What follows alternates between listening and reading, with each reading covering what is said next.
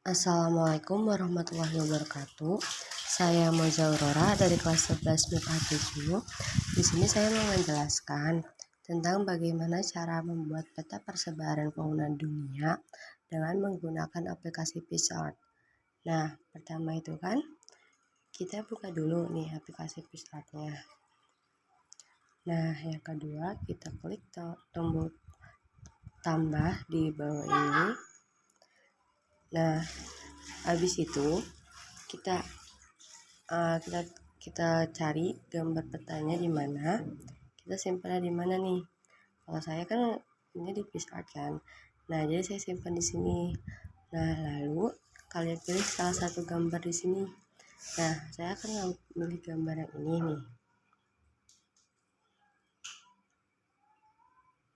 Nah, di sini kan karena saya sudah ngedit sebelumnya, di sini cuma hanya saya tambahin kata-kata peta persebaran dunia ini. Kalian bisa cari di sini, nih di teks ini. Terus yang garis 30 derajat N, ekuator sama 30 derajat F ini, saya bikin juga di teks, tapi untuk ukuran makronya bisa juga dari teks itu. Nah, lanjut.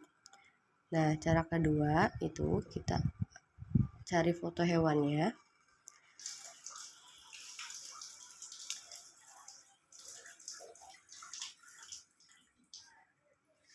Nah, foto hewannya ini sebelumnya udah saya pisahkan sama backgroundnya itu.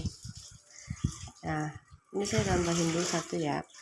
Nah, untuk cara ngilangin background bisa dari remove background, atau bisa juga dari namanya cut gunting. Nah, dengan cara kalian ngambil person ataupun nanti ngambil dari pakai kuas. Nah, karena sini saya sudah, jadi kan nggak usah lagi kan. Nah, dari sini kita masukin si hewan ini tuh masuk ke area mana. Nah, misalkan dia masuk ke area yang warna merah ini. Nah, nanti kita masukin aja ke warna merah. Nah, tapi karena di sini saya sudah ngetin bentuk dan nama-nama ruangnya, jadi kita pakai foto yang ini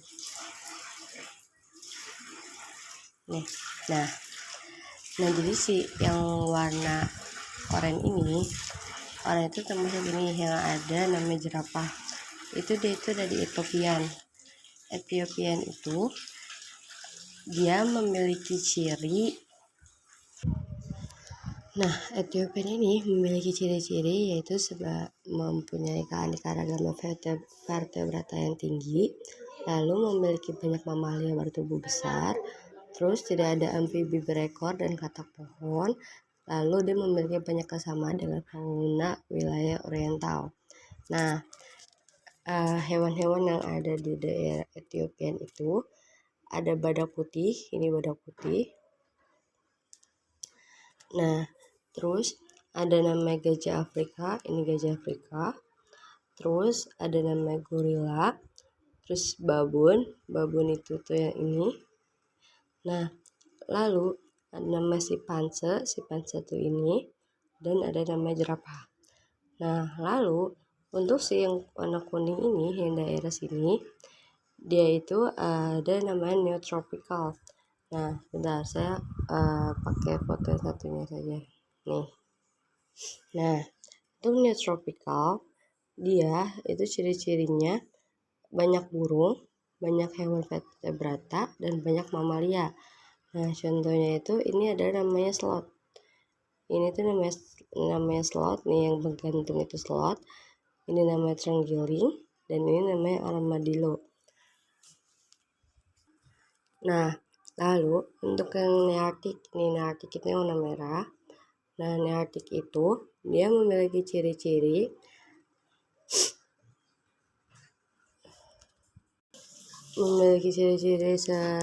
seperti palearctic. Nah, yaitu memiliki postur dan ukuran tubuh yang besar, pada umumnya didominasi oleh hewan-hewan yang berbulu, dan mempunyai sejumlah kesamaan dengan beberapa fauna yang ada di zona palearctic. Jadi si palearctic sama nearctic ini sama.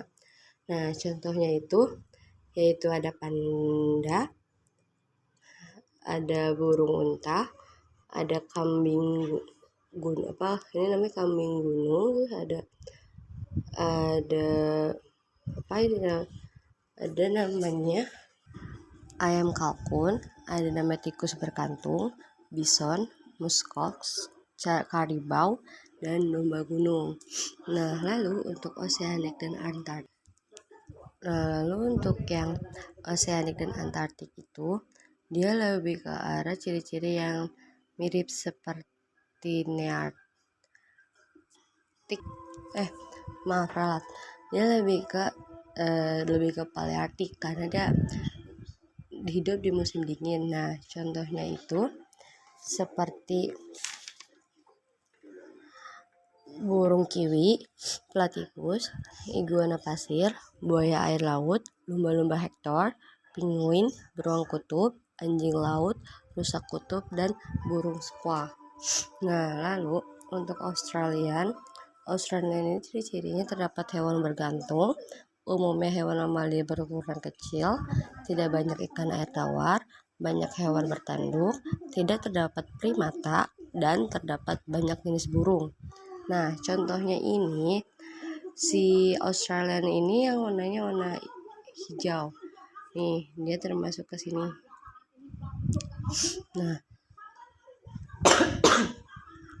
Nah, itunya itu dia namanya burung cendrawasih. Kakatua putih, kasuari, ada landak Papua, koala, kanguru Papua, dan nurika barat. Nah, dia ini lebih ke di wilayah Indonesia sama Australia.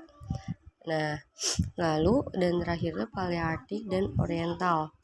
Palearktik dan Oriental itu yang ini.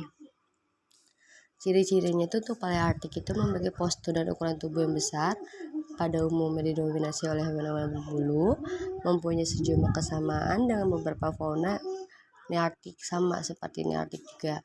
Nah, contohnya itu panda, unta, kucing kutub, rusa kutub, dan beruang kutub.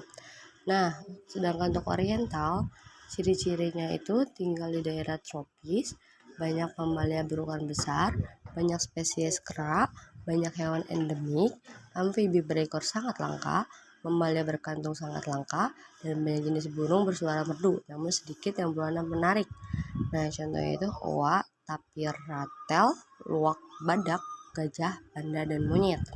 Nah, untuk tempat-tempatnya, untuk Ethiopian itu dia lebih ke benua Amerika.